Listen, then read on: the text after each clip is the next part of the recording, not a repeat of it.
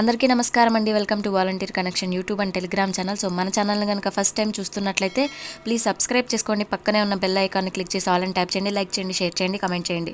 So ఈ video ఏంటంటే RBIS app గురించి. సో ఎవరైతే వాలంటీర్స్ లాగిన్ చేస్తున్నారో ఎవరికి వాలంటీర్స్కి లాగిన్ అవ్వట్లేదు. సో వెల్ఫేర్ అయితే ఈ ప్రొసీజర్ అయితే చేయాల్సి ఉంటుంది అనమాట. సో RBIS వెల్ఫేర్ లాగిన్ అండి ఇది. సో వెల్ఫేర్ వాళ్ళు మాత్రమే చేయాలి ఇది. సో ఇక్కడ అప్రూవ్ చేసినట్లయితేనే వాలంటీర్స్ ఎవరైతే ఉన్నారో వాళ్ళు మీ ఫోన్లో సైన్ ఇన్ అవ్వగలుగుతారు. సో ఇది procedure. So RBIS app link అనేది నేను డిస్క్రిప్షన్లో ఇస్తాను, ఒకసారి చెక్ చేసుకోండి.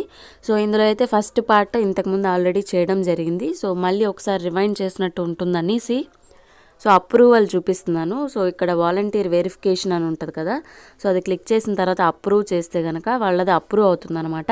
ఇక్కడ అప్రూవ్ చేస్తే వాళ్ళ ఫోన్లో లాగిన్ అనేది అవుతుందన్నమాట. సో ఇట్లా ఒకసారి సెట్టింగ్స్ కూడా చెక్ చేసుకోవాలి వెల్ఫేర్ వాళ్ళు అనేది.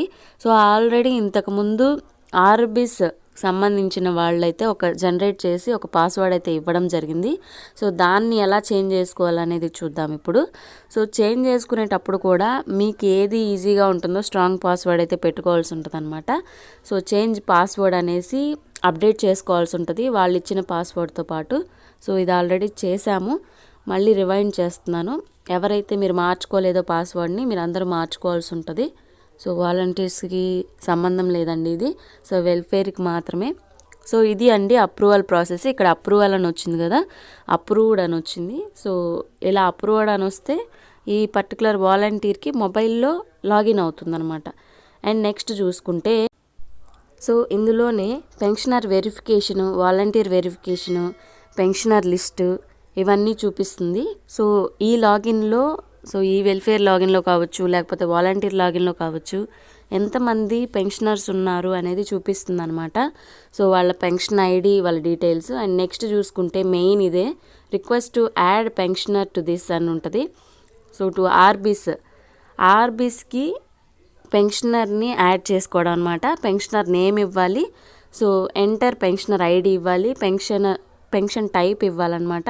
సో టైప్ ఇచ్చిన తర్వాత ఫింగర్ ప్రింట్స్ ఫేడ్ అవుట్ అంటే అసలు పోవడం, బయోమెట్రిక్కి సపోర్ట్ చేయకపోవడం, మరియు ఫిజికల్లీ వాళ్ళ హ్యాండ్ పట్టుకోవడానికి వీలు లేకపోవడం అనమాట. సో వీళ్ళకైతే పెన్షన్స్ తీసుకోవడానికి వాళ్ళ వేలు ముద్రలు అయితే లేవు, పోయాయి అనమాట, అరిగిపోయాయి.